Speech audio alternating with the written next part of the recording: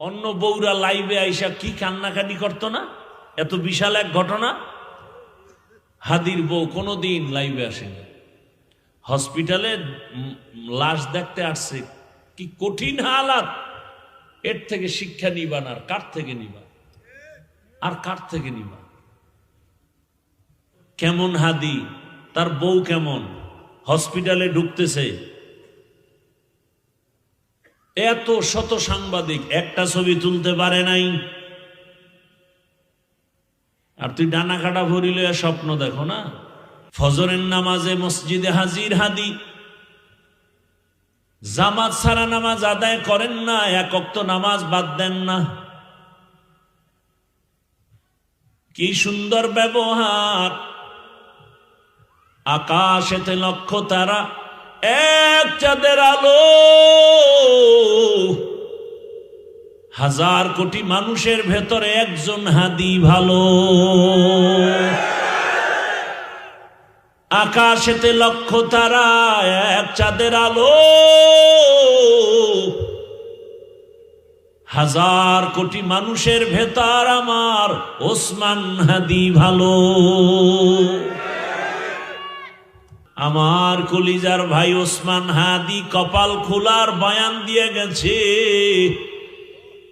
গোটা দুনিয়াকে সজাগ করে দিয়েছে।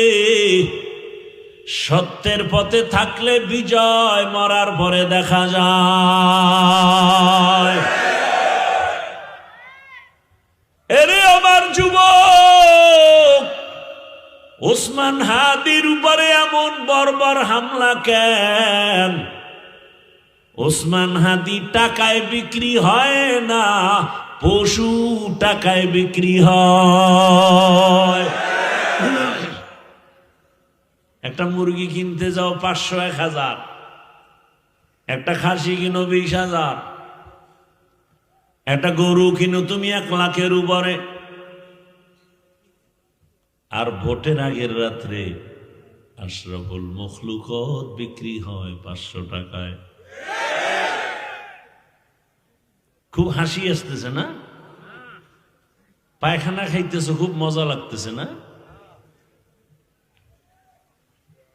তোমার দাম কি ওই পশুর থেকে কম? তো তুমি 500 টাকায় বিক্রি হলা কেন?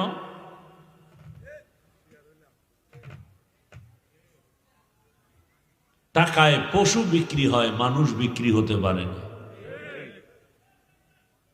এরপর যেই বেলাজা বেহায়া, ওই পচা পায়খানা খাইতেই হবে। তার কাছে